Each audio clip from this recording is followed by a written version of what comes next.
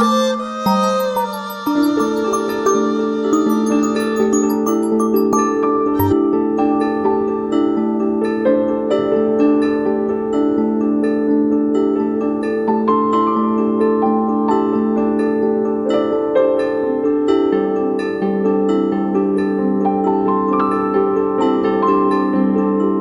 fam, welcome to Athena Virtuous channel and another episode with me, Athena. I'm recording today's video a couple of days before Christmas, and I just want to wish you, before I start talking about astrology, a very merry and beautiful Christmas and a happy new year as well. I'm gonna try to be on make another video before the new year, but if you don't see me before the new year, then happy new year and happy holidays for everybody who's watching my channel and who is going to come across my channel in the near future. So in today's video, I am going to explore with you the major transits that we are going to be dealing with in the new year, in the year of the 2026, the year of number 10, the year that's technically number 10, and I spoke about it before. It reduced to 1, and this is the year of new beginning, the year of a new energetic frequency. It's completely different than the previous years. The shift is very nature. The shift is from earth and water energies into fire and air energies. It's very profound. It's very speed-oriented, fast-oriented, action-oriented. It's about initiation, and it's a year of everything gonna happen in a blink of the eye. Okay, you are advised and urged to be adaptable and just go with the flow and detach yourself from any attachments. This is just from the get-go. I'm telling you this. Yeah, because there's going to be no other chance except for being adaptable, being take action and initiate change, right? That is very important, and this is about the year 2026, which is once again a new start, a new beginning, a new energetic frequency. Before I start talking about the energies of or the major planetary transits in 2026, I wanted to talk about January 2026, and hopefully I'll make a video about January, because January starts with a bang, really. It starts with the full moon in Cancer, and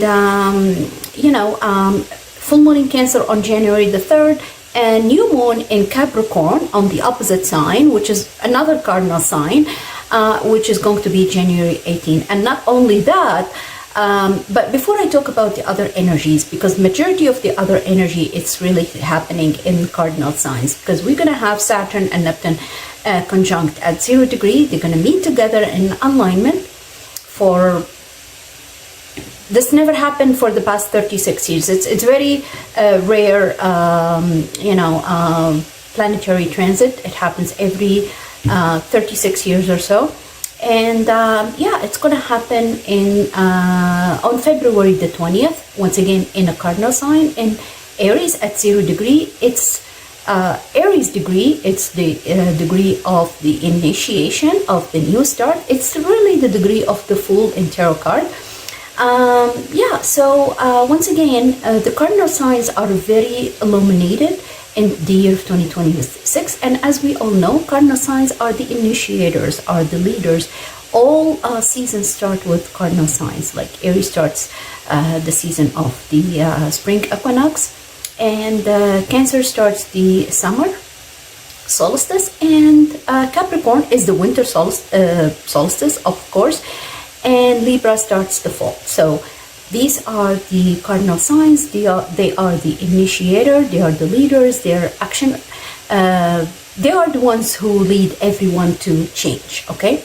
So the emphasis in 2026 on cardinal signs. Now, mutable signs, there's emphasis on mutable signs as well, because we're going to have Uranus shift into Gemini, and then we also have Jupiter move into Leo in July, and we will have the north nodes and the south node. The lunar nodes, they're going to shift from Pisces and Virgo axis to Aquarius and Leo axis. So as I said, the shift is going to be from earth and water into fire and air. But once again, as I mentioned, the emphasis is very prominent and is very profound in cardinal signs, okay, who they supposed to create the change. So as I said, and as you see in the chart here, this is the chart of January the 3rd, when we will have the moon at 13 degree in the sign that it rules. We will have a full moon in Cancer. And the full moon always, there's an opposition between the moon and the sun. So the sun at 13 degree in the opposite sign in Capricorn, okay, and the moon at 13 degree in the sign that it rules in Cancer. So the moon here is in domicile, is very powerful, very strong, is in full force, okay. And the beauty about this, as you see in the chart, is Jupiter also is in its exaltation sign and the sign that likes to be in. Okay, so there is empowerment for the moon here. Jupiter is actually under the rulership of the moon in the sign of Cancer. And the other thing that it's worth mentioning here is that the full moon is at 13 degree, and 13 degree is ruled by Aries. Okay, it's under the rulership of Mars, of course. 13 degree in the degree theory means means take action, means there's some there is the energy of rush, really, and there is the energy of seeking the truth and initiate the change, take action. Okay, once again, as I said, the moon here is empowered and is very strong because it's in domicile, and on top of that, it's in conjunction. It's not very tight conjunction, but still in conjunction with Jupiter. And not only that, if you look at the other chart here, okay, and I'm showing you here the fixed stars, and as I mentioned in many videos before, we have the star series. The star series, as you see here, is at 14 degree Cancer. The star series been for many over 70 years in the sign of Cancer. It's a fixed star. It stays in the sign not 70 years. It actually moves 1 degree every 70 years. That's what I'm trying to say. So it's been in Cancer for too long, and the sign series, the fixed star series is all about,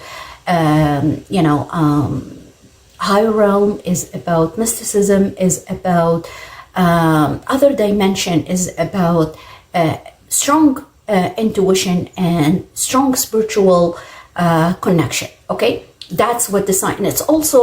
It's about illumination and about awakening. So the moon is not only empowered by Jupiter, but it's also empowered by the fixed star series. And in opposition to the sun, the full moon, usually the earth is here, as you see in the chart, in the middle, and this side of the moon is illuminated by the sun. So it appears so the side that faces the earth, the side of the moon that faces the earth, is under, there's the sun is shedding the light on that side. So what does that mean? And on top of that, we have the fixed star series in conjunction with the moon. So what does that mean? That means that the spotlight going to be on you. In particular, if you are Cancer, but even if you are any other cardinal sign between the degrees of, I would say, 8 degrees Cancer up to, I would say, 18 degree or 20 degree Cancer, or 8 to 20 degree of any cardinal sign. But In particular, if you are Cancer, because it's in your sign, so the spotlight is going to be on you. You are required to show the truth. You are required to speak your truth. You are required to be who you truly are, okay? And be vulnerable and,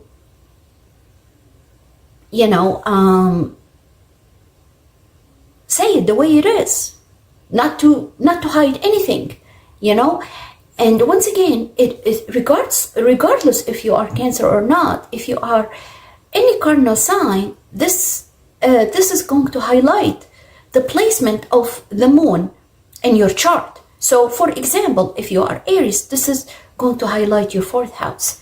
If you are Libra, this is going to highlight your 10th house, the house of your status, your public image, your business card, your business orientation, how you look in the community, in the society. If you are Capricorn, this is your 7th house, the house of your partnership, business partnership, romantic, spousal partnership, and also your known enemies.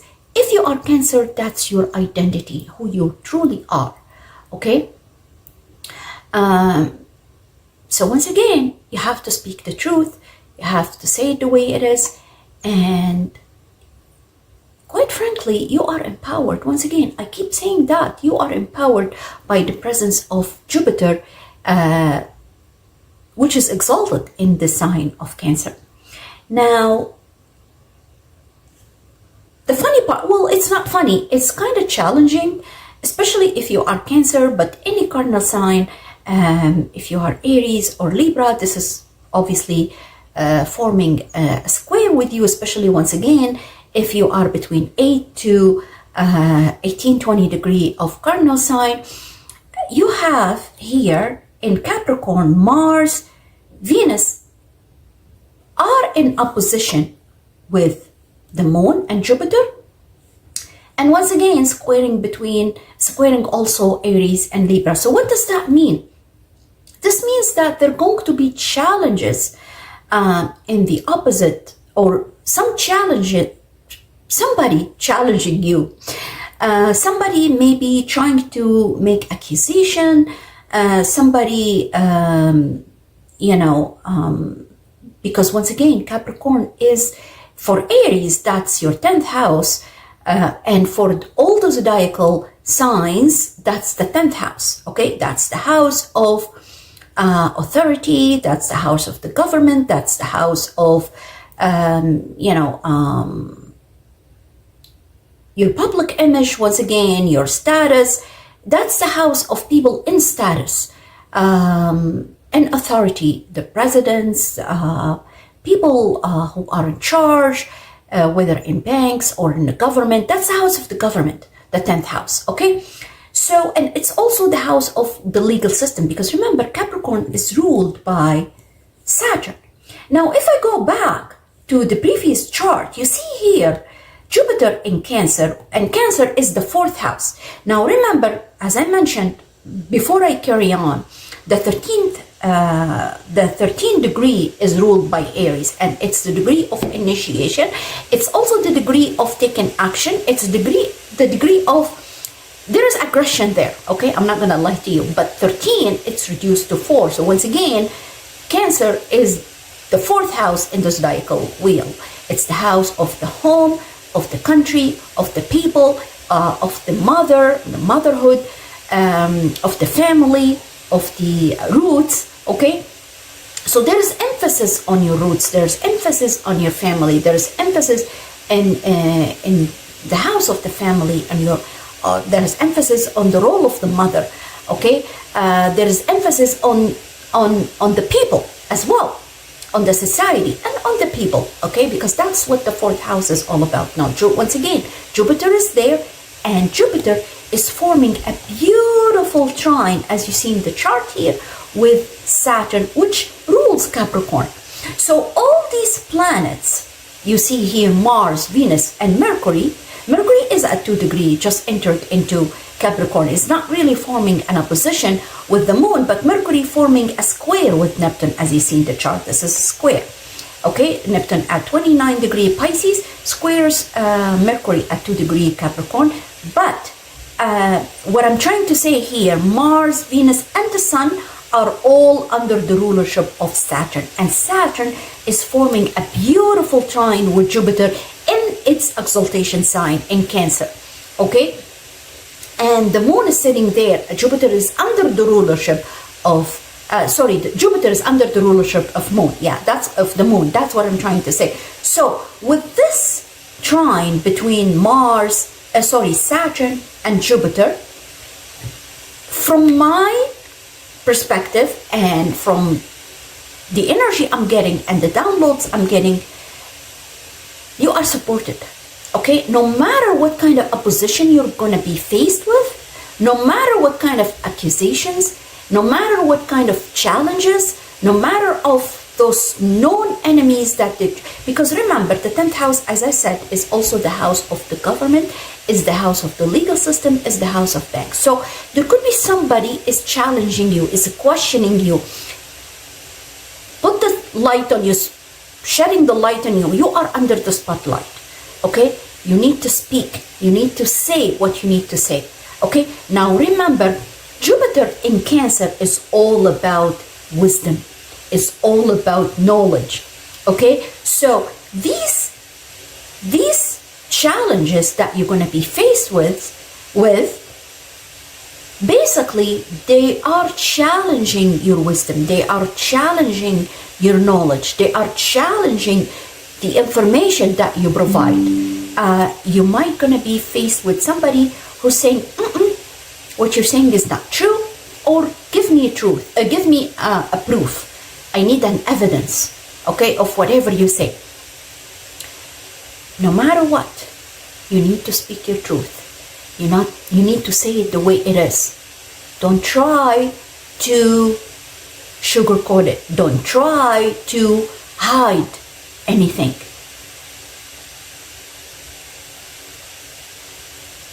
Saturn and Jupiter both are supporting you. Okay? I don't care what sign you are. This doesn't only relate to Cancer or cardinal signs only, it relates to all signs. Okay? This opposition between the moon and Jupiter and these planets in Capricorn, they're going to affect you even if you're not cardinal sign.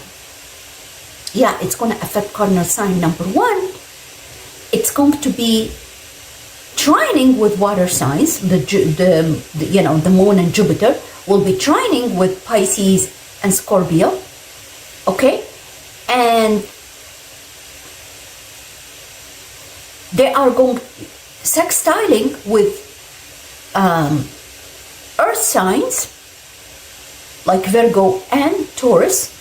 All right, and for these planets, as you see in the chart here, and I'm talking about Venus and Mars and the Sun, they are going to be trining earth signs and sextiling water signs, okay, because they are opposing one another, right? They're opposite. But they are going to be forming square with, like these planets here in Capricorn, they will be forming a square with Libra and Aries and opposing Cancer. All right? So that's why I said January gonna start with a bang. And the emphasis is going to be on cardinal signs. So the challenge here is, are you willing to be strong enough to create the change, to speak the truth, to take the initiative, to move forward, or you're going to slack and be lazy and let others impose their authority on you and their rules on you, even if they are unfair. It's in your hand. You decide what you want to do. All right? Once again, Saturn, which is now, as we speak, at 26 degrees, or actually on January the 3rd, remember, Saturn is heading towards Aries. Saturn is finalizing certain things in Pisces, is finalizing and ending the disillusionment, the confusion, is trying to create new structure,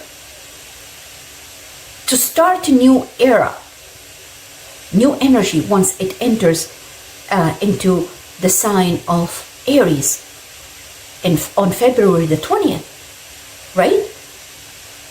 Saturn is not as strong now in Pisces as it's going to be in Aries. But it's at the end, 26 degrees. A couple of months later, it's going to enter into Aries, and it's going to be in full power, in full speed ahead. Because Saturn, once it enters into Aries, it's going to be under the rulership of Mars. But now, it's kind of weak. You know, Neptune is more stronger in Pisces, because Saturn and, you know, Neptune rules Pisces. So Neptune is very strong in Pisces. Neptune is all about dreams, intuition, escapism, illusion, delusion, confusion, deception, no lies, and is in full power in the sign that it rules. Neptune rules Pisces. No boundaries, no structure. But Saturn's trying to create structure. Saturn wants you to be disciplined. Saturn is about commitment. It's about having boundaries, setting boundaries, having limits, and be who you truly are. Follow through a plan, have a structure, and have a plan in place and follow through and commit to it. Saturn rules that 10th house, the house of, the house of your public image, your status. So once again, Saturn wants you to be, or empowers you, wants you to be disciplined, wants you to tell the truth. If you tell the truth, if you say it the way it is, if you follow the rules, you follow the law, and even if you've done something wrong, say, yes, I've done it. Commit to your plan. Be honest. You're going to reap your rewards. But if you lie, if you cheat, if you deceive, you're going to face the consequence. And this is not only for cardinal signs, this is for anybody. In particular, for example, for the signs that Saturn rules, which is Capricorn and Aquarius. But karma is karma for anybody, regardless of your sign. So my point here, what I'm trying to tell you, you be honest. Embrace your individuality. Embrace your truth, who you really are, and speak your truth. Saturn rules the government, rules the legal system, and so is Jupiter. Jupiter also is about the legal system, and Saturn actually is the judge, is the lawyer, is. So all I'm trying to say here, speak your truth and you'll get the support, because there is a beautiful trine between Jupiter and Saturn. And don't tell me Jupiter is retrograde. It doesn't matter. It doesn't matter. Jupiter is benefic, whether it's forward or retrograde. Okay? The other thing is, the moon in Cancer is actually trining the North Node in Pisces. You see here, the North Node is at 10 degrees and the moon is at 13 degrees. So there's also beautiful trine. You speak the truth, you move ahead, you move forward, you let go of old paradigm. You let go of anything that's no longer serving you. You let go of detachment. You let go of being judgmental. You let go of controlling everything, including the results and the outcome and everything. Don't control anything. Go with the flow and move forward. So there's the energy of moving forward there towards your life path. Learning something new, something different. Something is going to put you in alignment with your life purpose. All right? You need to let go of the past. There is a gigantic emphasis on revealing the truth, on things that's been hidden, secrets, deception, lies, crimes, related to anything, related to your homeland, related to the people, related to... So what I'm trying to say here is the people going to reveal the truth. About who? About people on authority, about people in the government, about... This is on the mundane level, okay? Because remember, the moon and Jupiter is in the homeland sign, Cancer, okay? In the sign where that governs the roots, the homeland, the people, okay? There are, on the other hand here, people in authority trying to shut them up, to block them, to challenge them, to oppose them, to shut them up. But your role here, sorry for this, is to speak up. Speak your truth. You are empowered by Saturn and the North Node and Jupiter. All right? So that's what I want to talk about, this full moon in Cancer. Now, it's going to affect you differently depending on this placement in your chart, in your natal chart, and how it relates to your natal chart, okay? And because it's happening in Cancer, I'm going to speak about Cancer, okay? It's actually affecting, once again, everybody, not necessarily Cancer, but Cancer, it's all about your identity.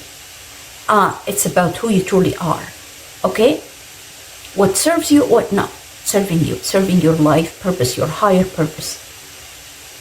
So what you need to do here is to embrace your identity, to embrace your true self, your individuality, okay? And be honest. Be forthright. I'm gonna say it again, speak your truth. As simple as that. What serves you, what doesn't serve you, say it. You're supported by the higher wisdom. You have higher wisdom. You will notice at this point and throughout the time where Jupiter is in Cancer, everybody's seeking Cancer, seeking their higher wisdom, seeking their knowledge, whether in your personal life, whether in your family life, or at your work. Anyway, everybody's seeking your knowledge, seeking to learn from you, okay? Because Jupiter is giving you that energy, the energy of this Cancer knows it all. So if you need to know something, go speak with Cancer. All right? And you are under the spotlight. You are going to be challenged by known enemies and by people in your business, through your business partnership, or your spouse or something along those lines. Because remember, Mars is opposing you.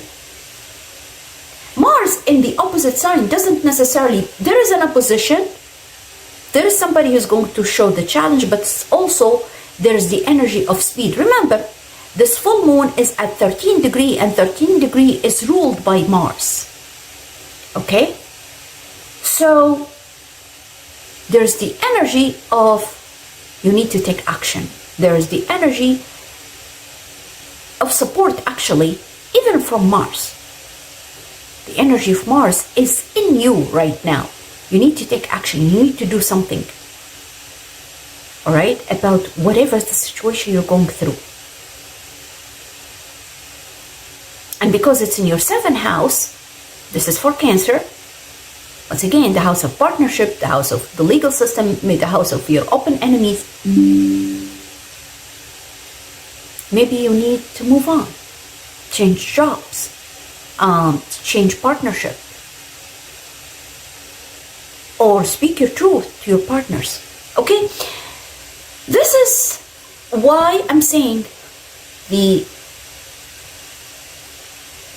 2026 starts with a bang, and the beauty about it, it's going to end with a bang with another full moon in Cancer.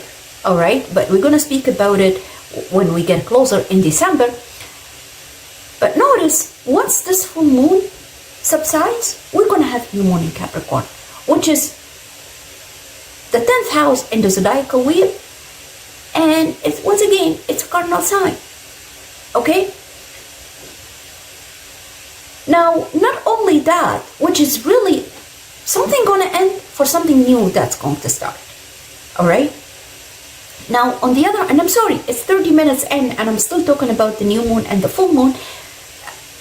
The full moon, really, I spent too much time, but the new moon in Capricorn is also, I'm not going to talk about the new moon, but I want to talk about what's happening a couple of days after the new moon. Just give me 1 second. Let me just wipe out this mess so you can see what I'm talking about.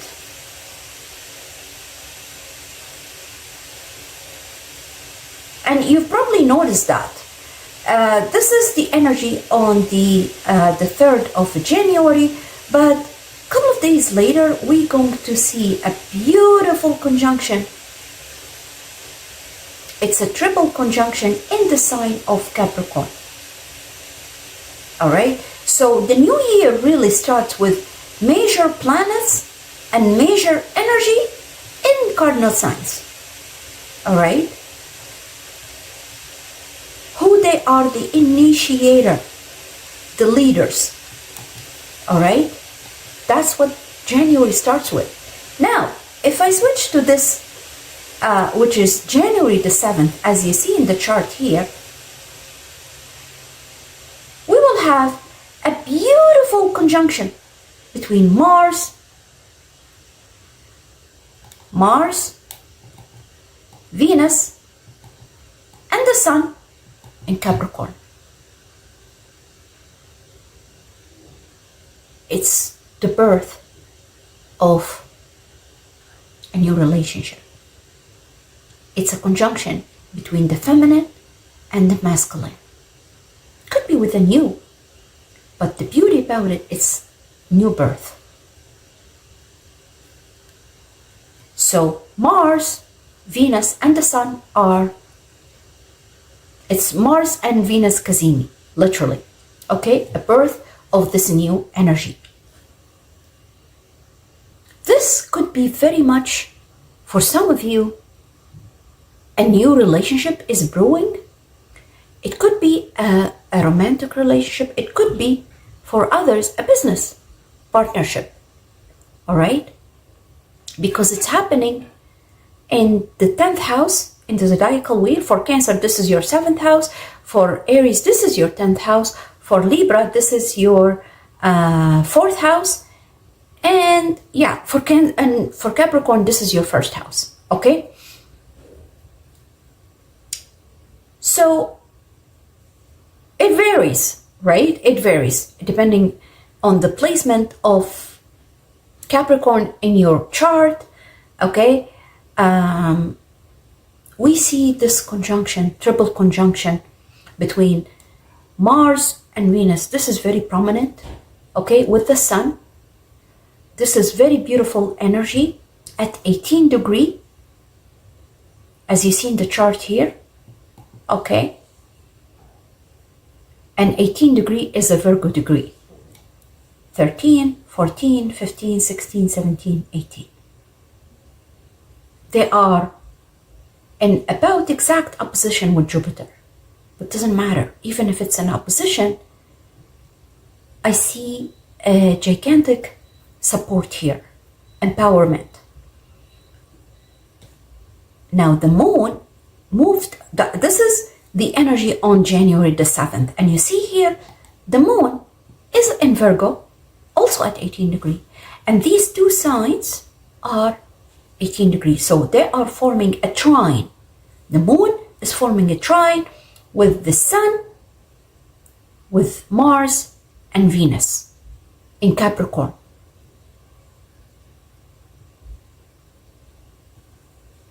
This is very beautiful energy. This is the energy of things going to be in alignment, all right? And it's going to come to you smoothly, easily, with minimal effort, however you are.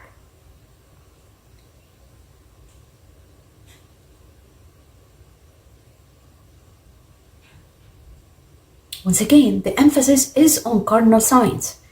Even though it's going to be very beautiful for the sign of Virgo, because, you know, the moon is on the January the 7th, the moon is going to be in Virgo sign, and it's forming a trine with these two, these planets are forming the conjunction in the sign of Capricorn.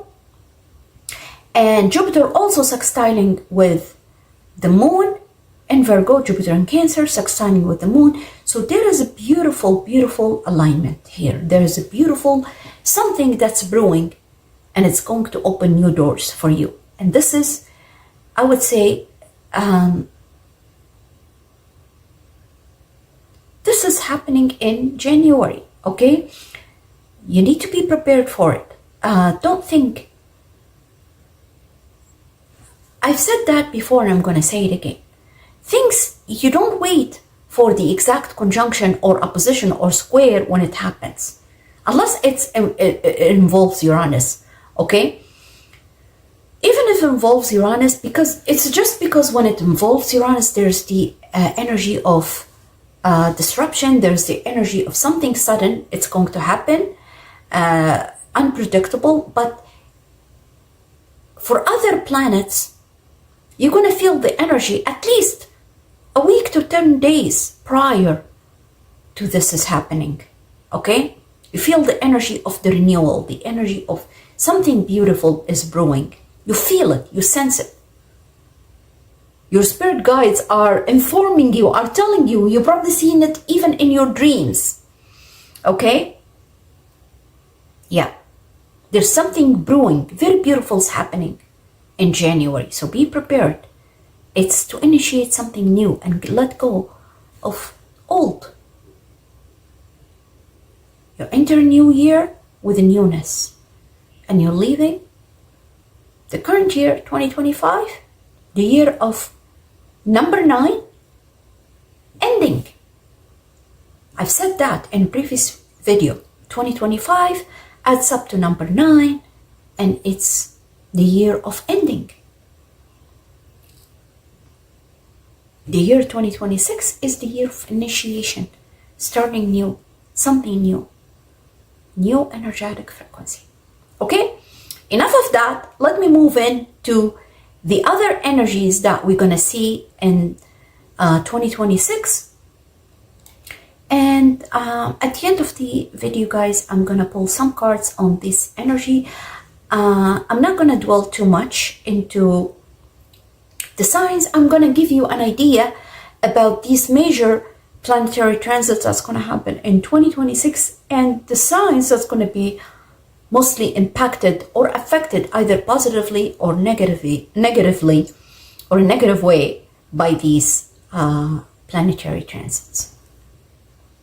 So as I mentioned earlier, on February the 20th, we will have a very beautiful conjunction between Saturn and Neptune.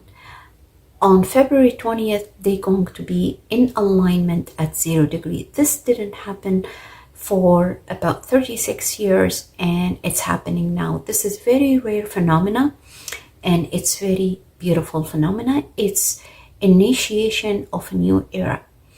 0 degree, it's called the Aries point. It's the very first degree of the zodiac, symbolizing new beginning and a collective reset. So we are resetting the time now. We are resetting the energy. As I mentioned earlier, it's a new energetic frequency. Okay, the Saturn in Aries have totally different energy than Saturn in Pisces, and Neptune in Aries having completely different energy than the energy of Neptune in Pisces. Once again, it's a great reset. It's a new era. It's a time to bring dreams and visions into reality, even if the path ahead is not fully clear. It's a brand new cycle, and it may feel murky or frustrating at the beginning, but since Aries energy is all about new beginning, you need to take the first steps. The energy of Aries is the baby, a newborn baby who's taking new steps in life.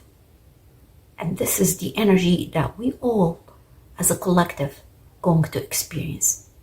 Even if you can't see the entire road ahead, you need to take first steps, and you need to start over. All right? What you really need to understand that Neptune is weak, as I mentioned earlier, in Aries, under the rulership of Mars. At this time, as you see in the chart here, sorry guys, as you see in the chart here, I wasn't sharing the chart, but now you should be able to see it. So as you see in the chart here, all right, you see Mars and Neptune at 0 degree and 45 minutes in the sign of Aries. Okay, let me just wipe because I want you to see the moon as well. The moon is at 12 degree, but all these planets in the sign, like Neptune, Mars, and Chiron in Aries, so as the moon, are under the rulership of Mars, and Mars now is in Aquarius. Okay, Mars is very powerful in the sign of Aquarius. And if I didn't mention in the first segment, guys, Mars is exalted in Capricorn. All right, so the energy of initiation, the energy of taking action is very, very powerful, is very strong. Mars is very strong in the sign that's exalted in. Mars still strong in Aquarius, by the way. Aquarius is an air sign, and Mars thrives in air signs, and except for Libra, and also is in full power when it's in fire signs, but Mars exalted in Capricorn. Okay, so anyways, what I'm trying to say here, Neptune and Saturn are under the rulership of Mars, which is in Aquarius around this time on February 20th, when the conjunction is happening. Okay, Neptune in Aries dissolves false courage and exposes what's real. Saturn demands accountability and embodiment, living your truth, not just imagining it. Okay, because Neptune is all about dreams, imagination, idealization, but Saturn wants to create structure. Okay, creates boundary, create structure to this dream, bring it into reality, bring your vision into reality, work for it, have a plan, be disciplined, follow through. That's what Saturn wants to do. So you will hear a calling. Neptune, the intuition, your gut feeling, your spirit guides to turn something you've always dreamt of into reality. Saturn. All right? The Saturn-Neptune conjunction is a rare event. It's happening approximately, as I mentioned, every 36 years. Saturn and Neptune will align in the zodiac sign of Aries, and Now, this exact date may slightly different, may vary slightly, as I said, depending on the calculation method and time zone for wherever you are. But astrologically speaking, the point here, astrologically speaking, that Saturn represents structure, commitment, discipline, schedule, law, limits, boundaries, and reality. Saturn wants everything to be real. Everything needs to be touched. Feel it. All right? Neptune is dreams. Neptune symbolizes dreams, intuition, epiphany, deception, escapism, and disillusion of boundaries. All right? When these planets conjoin, there is a blending of practical and visionary energies in Aries. This conjunction may be interpreted as a time of a new beginning, where collective dreams and ideals could gain structure, or where established systems might be challenged by visionary ideas. This conjunction is also about to bring dreams into reality by following set of rules, structure, and have a plan in place and follow through these plans. All right? And also work diligently to achieve your dreams. That's what this conjunction between Saturn and Neptune is all about. All right? This transit also can reveal flaws in the system and multiple institutions, including government institutions, financial institutions, and also educational institutions, highlighting what no longer works and prompting the need to build something new. It can bring awareness to divide inequalities and decaying structures. All right? So this is for the collective. Now, for Aries, for example, and remember what I said earlier, I said that the year starts with the bang. So January, we have a new moon and full moon in Cardinal signs, and then we have this new era is forming in the sign of Aries. Okay? And Aries is all about taking new steps. New steps to bring everything into reality. So for Aries, you have a great wake-up call.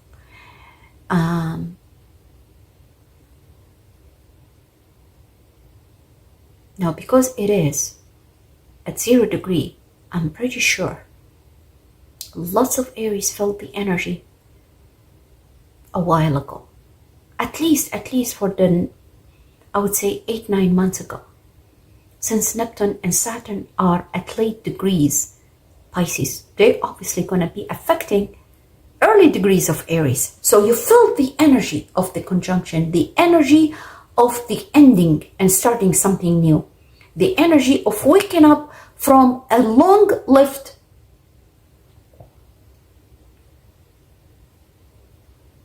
nightmare. Yes, nightmare. And I can share with you something. It didn't happen to me personally, but it happened to a loved one. And yeah, early degrees Aries are the most affected by this energy of the conjunction. They felt it, they know it, and now everything is exposed. So whatever this nightmare that you've been or you've lived in,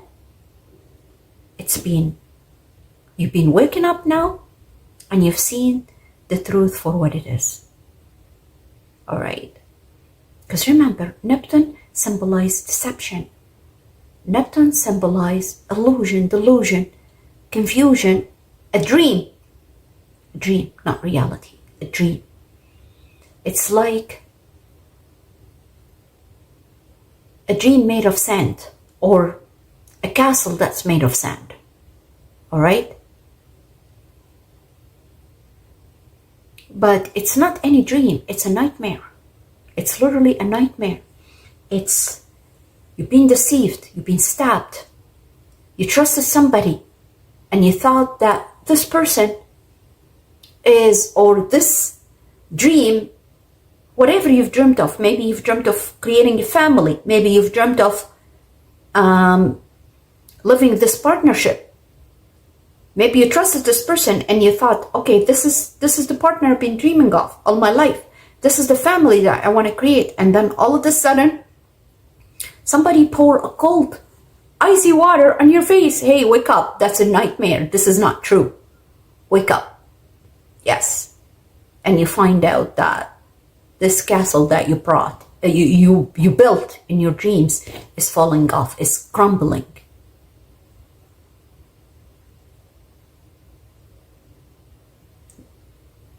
Now, if you are mid to late degrees Aries, you're gonna feel it throughout the journey of Neptune in your sign. Remember, Neptune's going to be in the sign of Aries for 13 years. Saturn will be there for 3 years until 2028.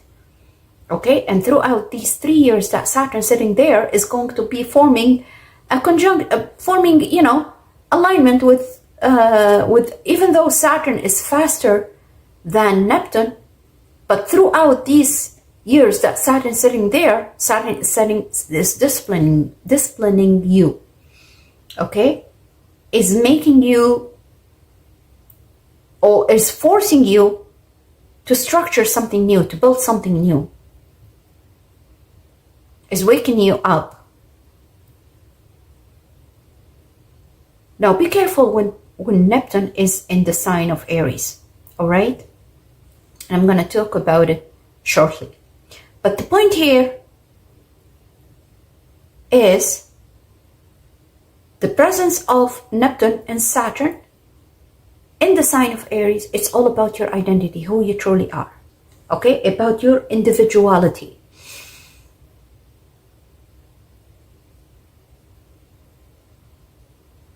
You are completely new now. You are creating new identity. You're going to completely forget about the old you. You're going to think about the past as, once again, a nightmare. And you can't believe that this happened. You can't believe that was you. You're structuring a new you, new identity for yourself. You're going to be a new person, Aries. All right?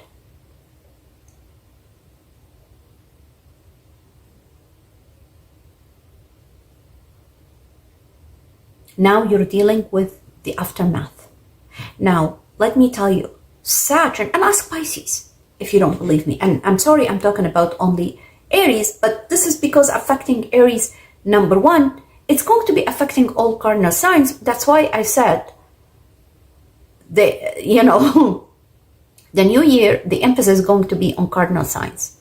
All right? So, for example, if you're Capricorn, this is your 4th house. Lots of Capricornian, they are going to either purchasing a new house or moving to a new house or moving to a new location or moving back to homeland or getting married, having children and so on and so forth. There's a new structure happening in your 4th house. You're probably even building a house, okay? For Cancer, this is your 10th house. The house of your public image, the house of your status, the house of your business card, the house of how you appear to your community, to the people around you. So there's a new structure there. There's a new you starting up there. So some of you, you're going to be in the authority position. You're going to be promoted. You're going to have a new status. For some of you, you're going to retire. For others, you could be, having your own business, building your own business. Starting your own business. It all depends. What Cancer are you? But you are going to be in alignment with your life purpose, regardless. For Libra, this is your 7th house. The house of partnership, the house of all kind of partnership, and the house of your open enemies. So there's going to be new structure there as well. For some of you, you're getting married. For some of you, you're getting a new job. You're building a new business as well. Getting a new partnership. All right? So, regardless who you are, there's something new brewing in this house, the house of Aries. Depending on what's placement of the house of Aries in your chart. And who you are, what sign are you? All right? You need to take initiative. And you need to ground your dreams in practical steps. Be honest with yourself and others and avoid escapism. Whoever you are, but in particular if you are Aries. Okay? Now also, I wanted to mention that Uranus is also about scandals. Somebody's trying to ruin your reputation. Somebody is trying to make you look different than who you truly are. Scandals. How else I can explain it? Scandalous experience. Somebody's trying to paint you as though you are, and I'm gonna say it the way it is, as though you are a criminal, as though you are violent. In reality, that person is the violent person. That person is the criminal. That person is the liar. That person is the deceptive person. Because remember, it's Neptune. All right? So it's like you're being, in the past, painted. And even throughout the next 13 years. Now, it's going to affect Aries in different degrees of Aries. But especially Aries who are early degrees Aries, they have already experienced this. They've seen it already. Since Neptune was at late degrees Pisces. Now, Neptune in your sign also going to make you feel tired. And you're probably going to be having some mental health issues or some kind of confusion. But as long as Saturn there, and as long as you work diligently, you're going to be okay. But if you give up and give in to this illusion, now remember, Neptune in Aries, the energy is different than Neptune in Pisces. I say it again. Neptune in Aries is weaker than Neptune in Pisces. Because Neptune is under the rulership of Mars, and Mars doesn't want to sleep. Mars is pushing you. Mars giving you the energy to move on, to take the initiative, to create something, to take action. But Neptune in Pisces is under the rulership of Neptune. Because Neptune rules Pisces. Okay? So, the point here, what I'm trying to say is this energy of the conjunction between Saturn and Neptune is going to be affecting, cardinal signs the most. Obviously, because Aries is a cardinal sign. Okay? Especially cardinal signs up to 6 degrees. Alright? I'm talking about the conjunction itself. Saturn and Neptune conjunction. It's going to affect you up to 6 degrees of cardinal sign. And this means you're going to, for Capricorn and Cancer, it's going to be squaring you. If you are up to 6 degrees, Cancer, Capricorn, or Libra. Alright? Libra, it's opposing you, but Capricorn and Cancer, it's going to be squaring you. Okay? So, this means tension, challenge, and the need to adapt. The conjunction can bring up issues around boundaries, responsibilities, and the need to balance vision with reality. Alright? Now, there is practical guidance throughout this energy. You need to balance faith with a practical roadmap. Dream big, but take concrete steps. Discern truth from illusion. Discern truth from illusion. All right? You need to be grounded. See it for what it is. Be honest with yourself and others. Avoid escapism. All right? Avoid escapism. What's escapism? Drinking, or taking recreational drugs, or even like sleeping pills and all kind of, other medications like that makes you like painkillers and stuff like that. You need painkillers, but just avoid escapism. Anything that makes you delusional, all right? Not fully aware of what's going on around you. Embody your ideals. Make your values visible in your actions and routines. Be prepared for societal shifts. Institutions and systems may change. Stay adaptable and prioritize self-care. It's very important to give priority to yourself. Take care of yourself. Protect your nervous system, your mental health, maintain healthy routines, and seek clarity. Everything I spoke about, it's not only for Aries or Cardinal signs, it's for everybody because it's going to affect that placement. All right, so for example, Scorpio. Aries is your 6th house, the house of your health, the house of your relationship with your co-workers, your schedule, your daily routine, even if you don't work, your daily routine. So you need to protect yourself here, and you need to be realistic, all right? And it's health as well. So take care of your nervous system. As long as Neptune in Aries. I'm talking about Scorpio now. And I'm not going to talk about each of the zodiac signs because I'm going to talk about it in the near future. Right now, I'm just giving you a general idea about this planetary shift in 2026, okay, and how it's going to affect you. I'm just giving you multiple examples. Maintain healthy routines, all right? And why I selected Scorpio, because this is your 6th house, the house of your health, and seek clarity.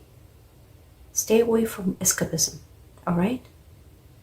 So this is about Saturn and Neptune conjunction in Aries.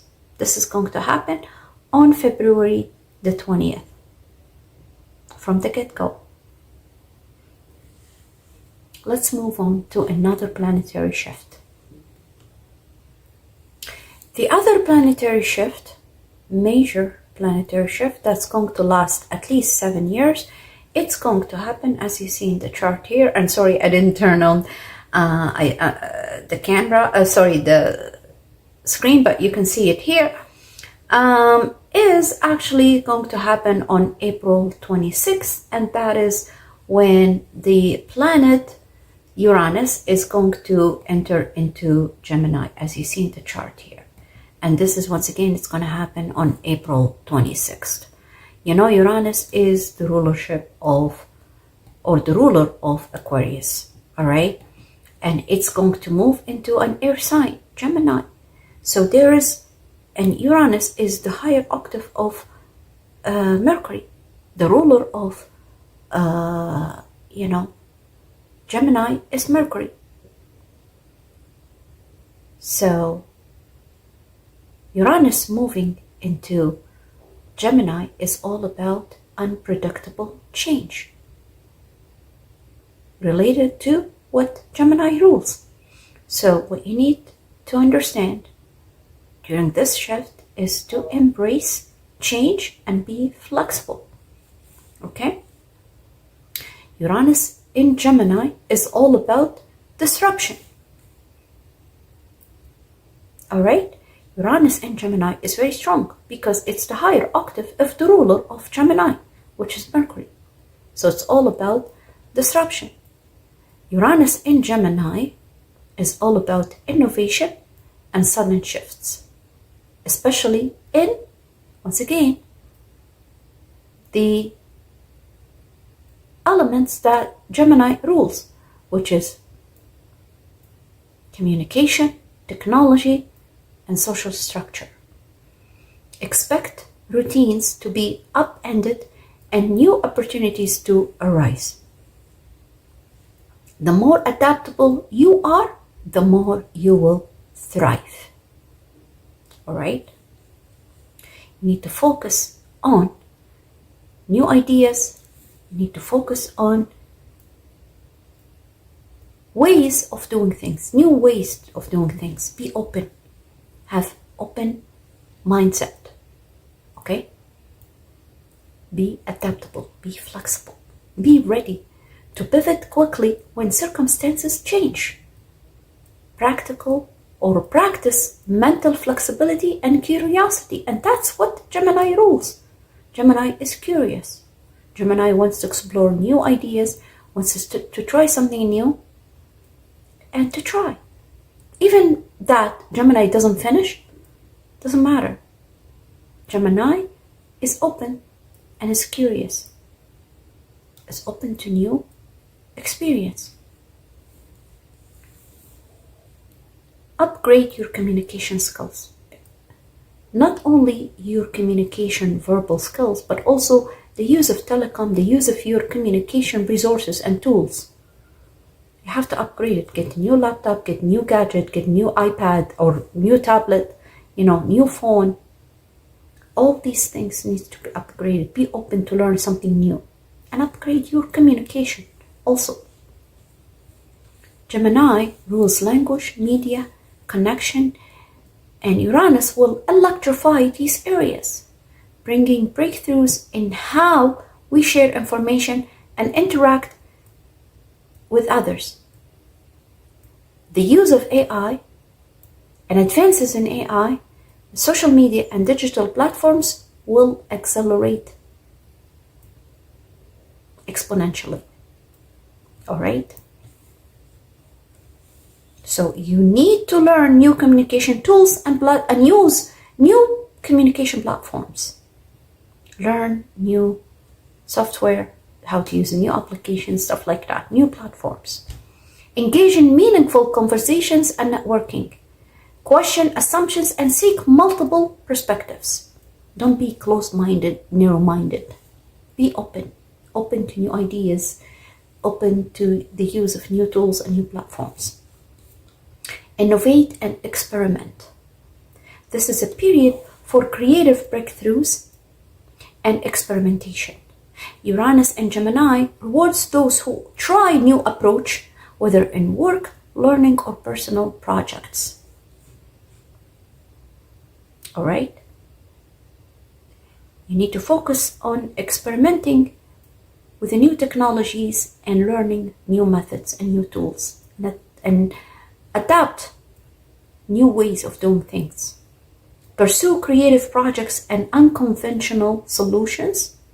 Don't be afraid to challenge the status quo. Be creative. Be curious. Navigate dualities and paradoxes. Gemini is the sign of duality and Uranus amplifies this. Okay? Uranus is going to put you in unpredictable situations where you need to be in that situation. Be Gemini. I'm not going to shy away from saying it. Be two-faced person. Not in a negative way, but in a positive way. Be open. Say yes. And with a big smile. Don't show frustration. Don't show that you're upset. Don't show that you don't want to, there's something new. Be adaptable. Be flexible. Be curious. Be that sign of the twins. All right? Duality. You may encounter conflicting truths or situations that require holding multiple perspectives at once. Exactly. Accept ambiguity and complexity. Practice both and thinking instead of either or. Practice both and, quote unquote, both and thinking instead of, quote unquote, either or. Yes, we can do it. Both you and I. Practice that. Don't say either you or I. No, both you and I. Practice that. Listen deeply and allow for contradiction. Remember the duality. All right? Rewire outdated beliefs. Uranus exposes what's no longer sustainable in your thinking and communication. Use this time to let go of rigid narratives and embrace new paradigms. Reflect on your beliefs and be willing to update them. Seek out new information and challenge old habits. Welcome system errors as signals for growth. Foster community and collaboration. Be part of the team. Be a team player. Gemini is social, and Uranus will shake up group dynamics. Remember, Uranus is the ruler of Aquarius, the 11th house, the house of the groups, the house of the society, not the house of me, myself and I. No, the house of we, the collective. Okay? And Gemini is the ruler of social. You and I, both you and I, not only me, you and I. Okay? So expect shifts in your social circles, work teams, and communities. Build diverse networks and collaborate across differences. Join or create communities that support innovation. Be open to new friendship and alliances. All right? This is a very major shift.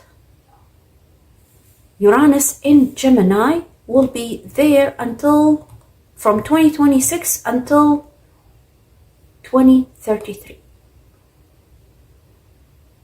Uranus in Gemini will thrive because, once again, Uranus is the higher octave of Mercury, and throughout these 7 years that Uranus in Gemini, you need to keep close eye on Mercury, because Uranus in Gemini will be under the rulership of Mercury. So you need to keep an eye on Mercury shift, Mercury forward, Mercury retrograde, and in which signs. And by the way, in 2026, Mercury will be retrograding in water signs. Okay? So there's lots of emotions there. Be prepared. Okay? But the point here is, throughout the period that Uranus in Gemini, you need to keep an eye on Mercury. All right? For the next 7 years until 2033. Now, once again, I'm not going to talk about each of the zodiac signs, but I'm going to tell you the signs that's going to be affected the most by this disruptive energy and unpredictable energy that we all going to experience. However, mutable signs are the ones who's going to be affected the most. And Gemini, of course. And if you don't know how's Uranus, if you are Gemini and you don't know how Uranus is going to affect you, ask Taurus.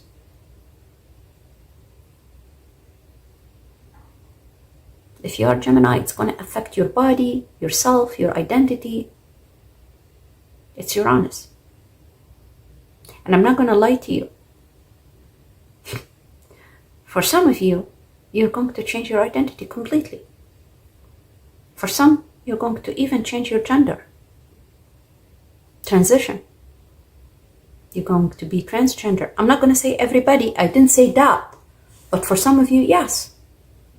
You're going to all of a sudden think, oh, I don't feel I'm a woman, I'm a man. Or I don't feel I'm a man, I'm a woman. I'm just giving you an idea, like examples, because that's what Uranus does. It's unpredictable, it's disruptive. All right? Uranus is the planet of sudden change and upheaval. You're probably gonna feel something related to your health, or something that's gonna create chaos in your health or in your personal life. All right? Once again, ask Taurus. Its transit through Gemini will bring unexpected shifts in communication, technology, and social structures. You may experience rapid changes in how you connect, learn, and share information, sudden breakthroughs or breakdowns in routines, relationship, and work environment, difficulty maintaining stability as old systems are disrupted and new ones emerge. So be prepared, all right? Information overload and mental agitation, especially if you are Gemini, but all mutable signs are going to experience that because it's going to square you, especially if you are Gemini and Virgo. Why I say that? Because you are ruled by Mercury, and Uranus is the higher octave of Mercury. When I say higher octave, means like Mercury is a child and Uranus is the father, which means more powerful. It's the same energy, but stronger, more powerful. All right? That's when I say higher octave. So the signs that are ruled by Mercury going to experience this the most, which is Gemini and Virgo. All right? Information overload and mental agitation. I'll say it again. Gemini rules communication and intellect. Uranus amplifies this, leading to overwhelm from constant streams of new information, ideas, and technology. You're going to be overwhelmed, overloaded. Mental restlessness, anxiety, or difficulty focusing. If you know Gemini, you know they can't finish a task. They call them butterflies, but because they're moving from one to another, but they can't finish something, one task. They have always difficulty focusing, especially now with Uranus entering into their sign. And this is going to happen once again on April 26th, but you're going to feel it because Uranus right now is actually late degrees Taurus. So early degrees Gemini, they felt it already. They felt the energy, all right?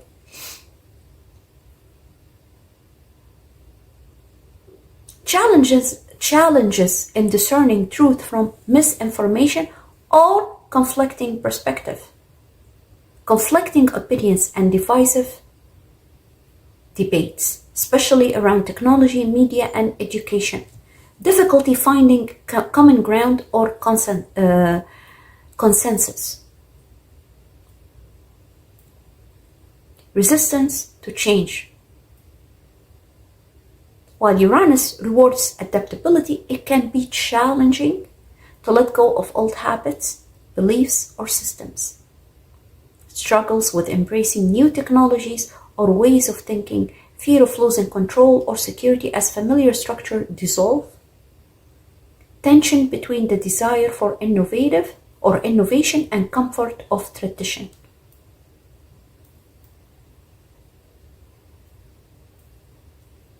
Now, once again, mutable signs are the most be affected or impacted by this energy because it's going to square, it's going to square Pisces, and it's going to square Virgo, and it will oppose Sagittarius. Because for Sagittarius, Gemini is the 7th house.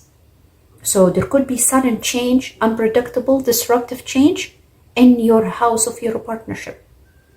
All right? I don't know, could be anything. Once again, it's sudden, it's disruptive, it's unpredictable. It's going to square Virgo and Pisces, but the most going to be impacted by the presence of Uranus and Gemini are obviously Gemini and Virgo. All right.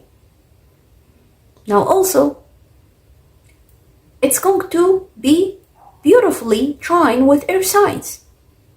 Okay. So for Aquarius, it's going to bring new innovative ideas. It's going to be rewarding for Aquarius. For Libra, same thing. In this house. And this is, for Libra, this is your 9th house. The house of travel, the house of education. So for Libra, I see advancement in education, or you're probably going to change your path, or the field of your specialty, or whatever your specializes in related to your education or travel. Could be even sudden travel. Okay.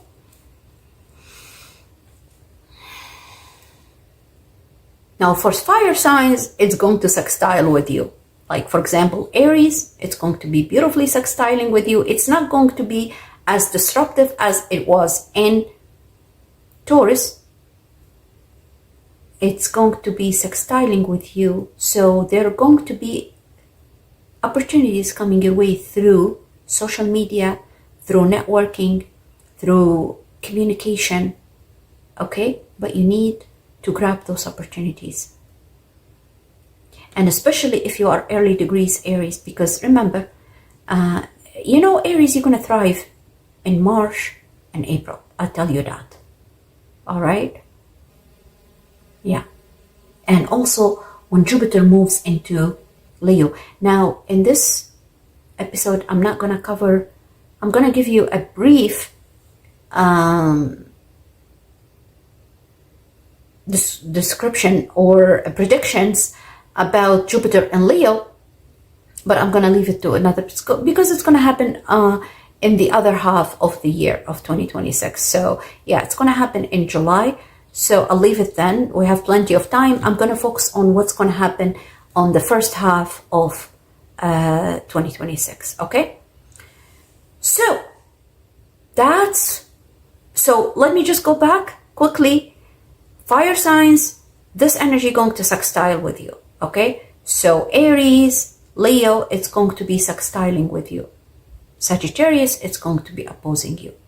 Okay. So it's only Aries and Leo. They need to pay close attention to those opportunities. Otherwise, they're going to pass you by. All right. So that's what I have for you. And now let me move on to the third planetary shift. Now, the other major transit that's going to happen in 2026 is going to happen basically on July 26th, even though I said the second half of the year, I'm going to cover it in another video. But I want to talk about this because the first part of it is going to start in February.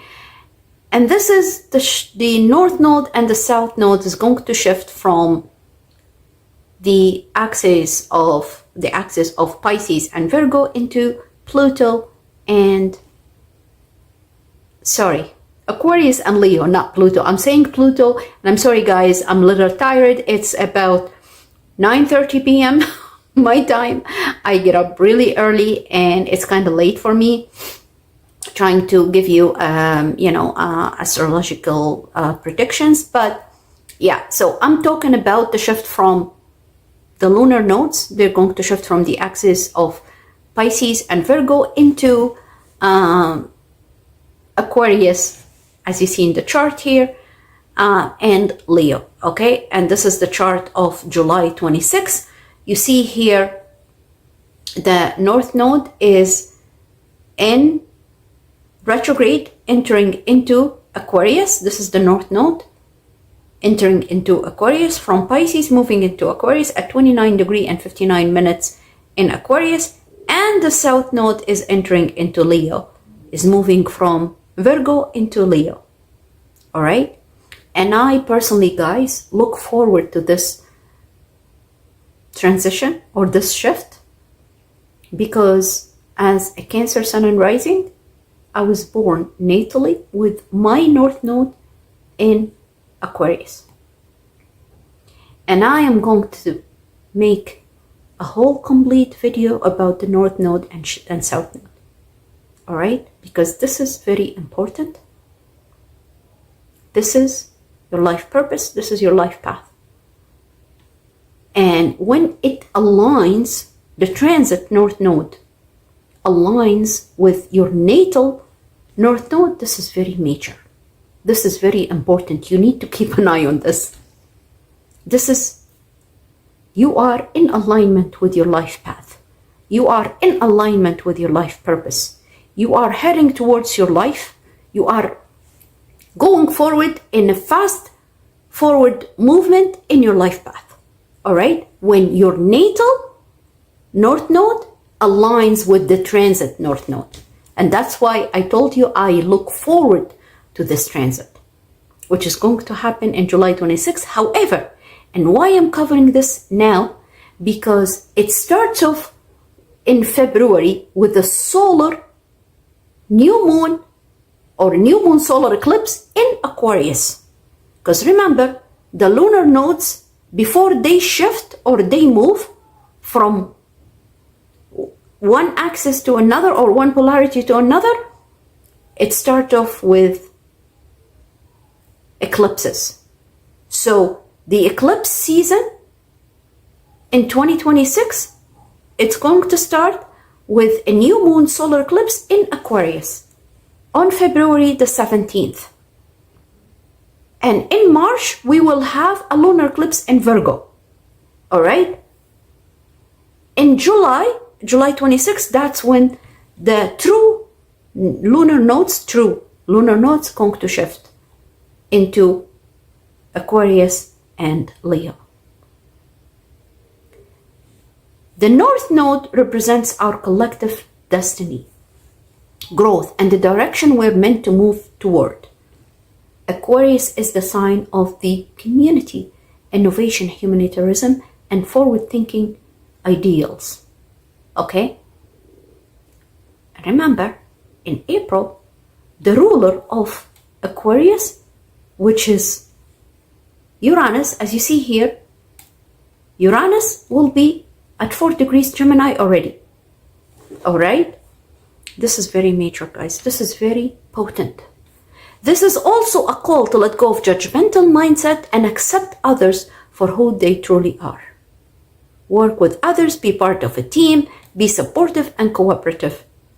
This also urges you to be detached from any restrictive factors and be open and go with the flow.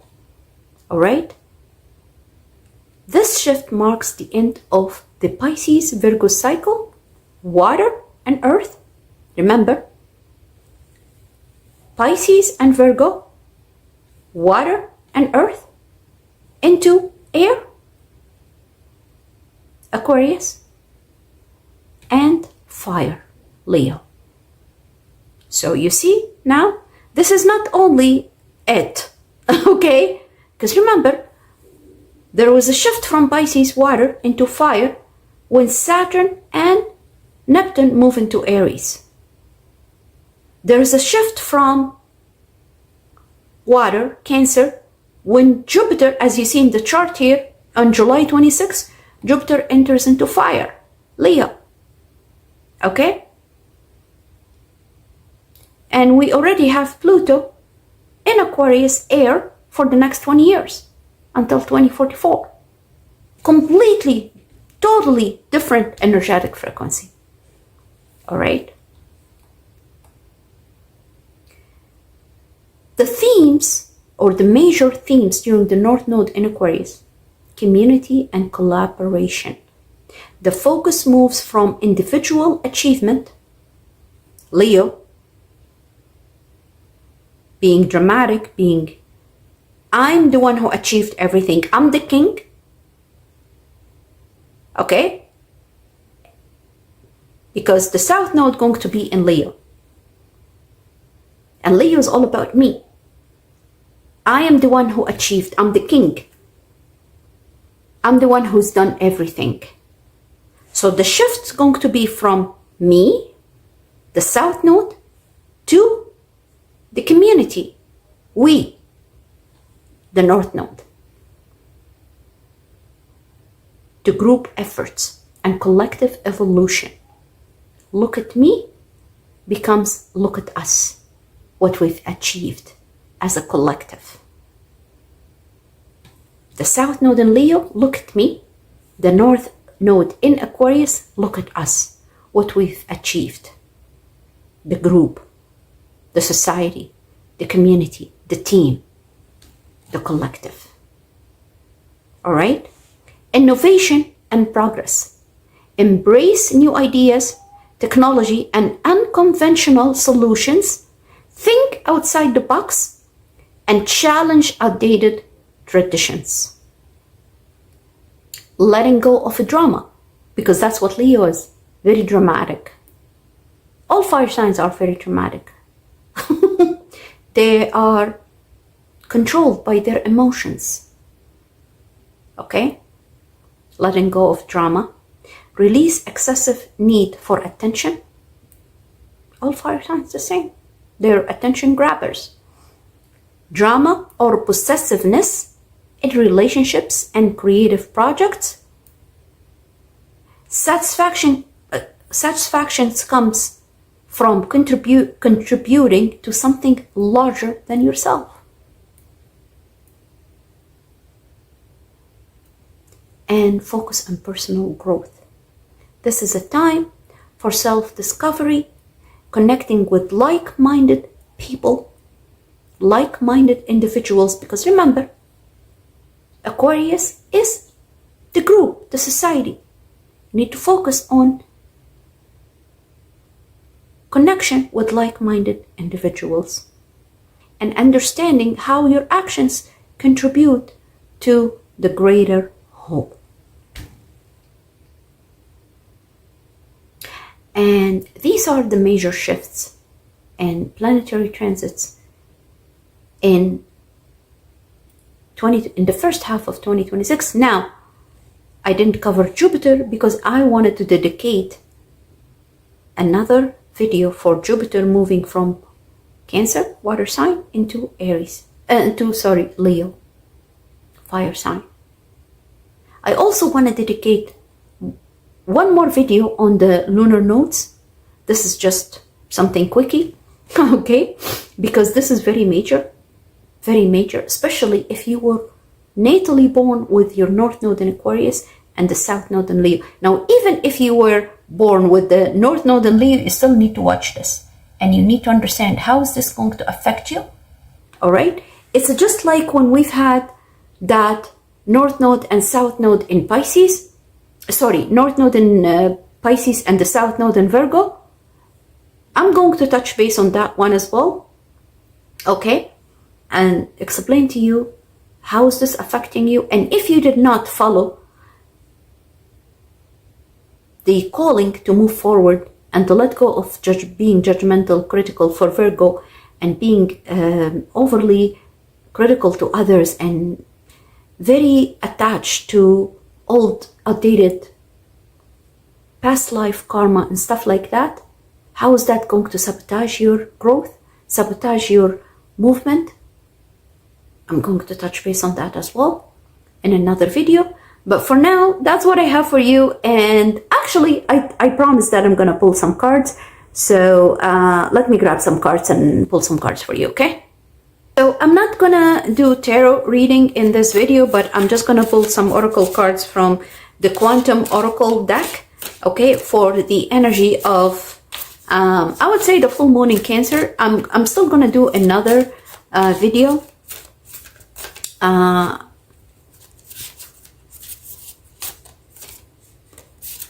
Yeah, I'm gonna do another video for January, but let me just pull a couple of cards for the collective on the general energy. And there's one card that fell.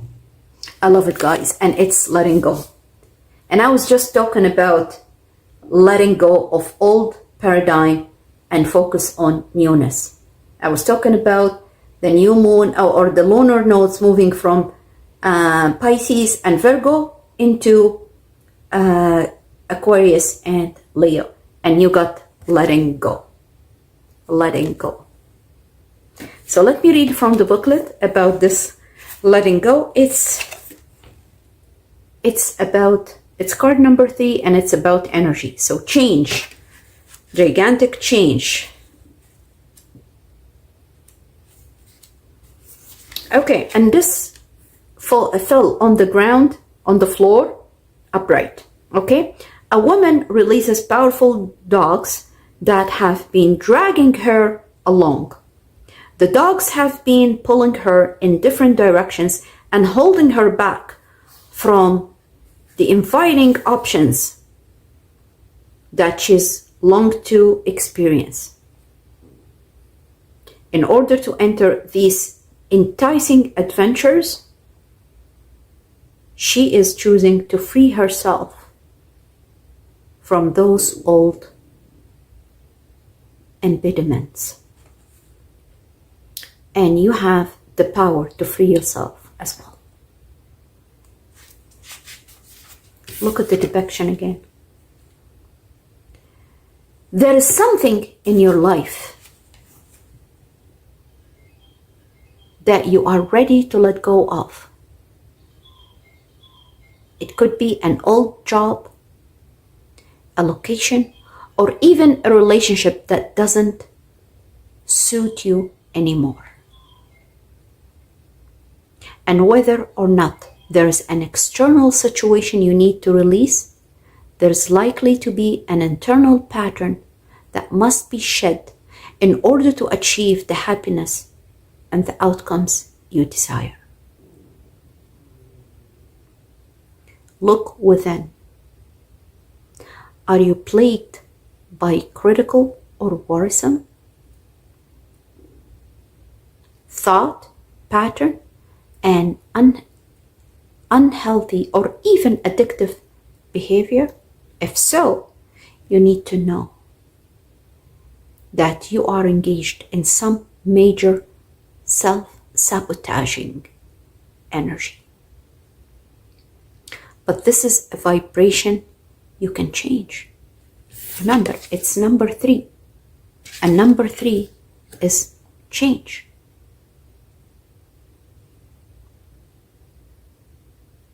It's time to muster up the discipline you need to let go, free yourself from the inner and outer beasts that have been dragging you down, and open your life to the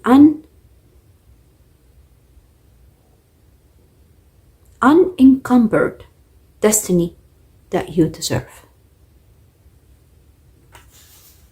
Affirmations. I release unhealthy attachments and make choices that honor me.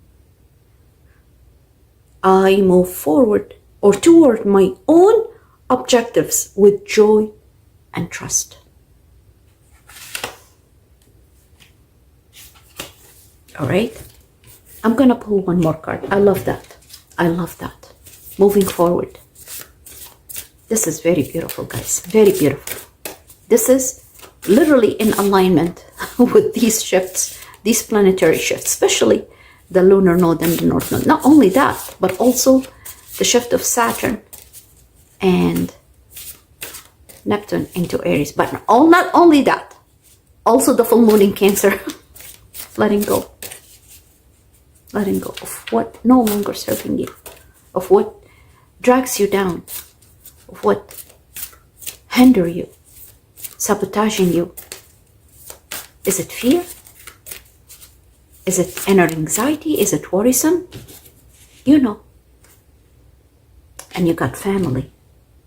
Family. Once again, on the energy of the full moon in Cancer. Because remember, the full moon in Cancer is all about the roots, the family, the home, the homeland,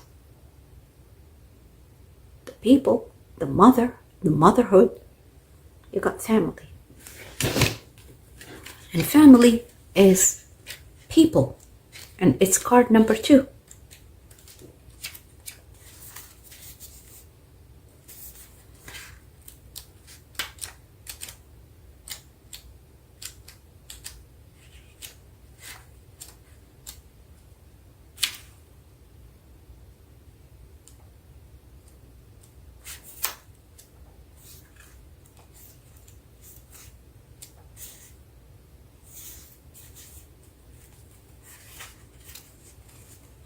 upright.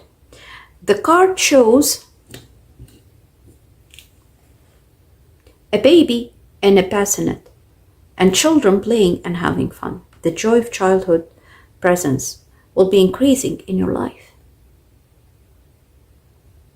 Perhaps in the form of spending more time with the children or family, with the children of family or friends, or a brand new addition might soon be welcomed into your own family.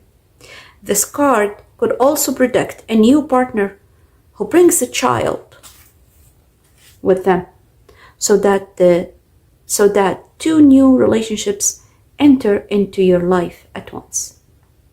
Feelings of spontaneity and playfulness are also blossoming in your heart. Listen to the voice of the child within. Let yourself be open to all the ways you can have fun in your life, such as simple moments of enjoyment, fond memories that make you laugh, or spending time with the people that make you happy. Be playful and let your own inner child come out. It's one of the best things you can do to connect with the universal joy. The affirmation here, more and more, I am bringing an attitude of playfulness to my life. I love and nurture the child within. And with this, I will conclude this episode. And once again, I wish you a Merry Christmas and a Happy New Year. And I'll see you in the next one.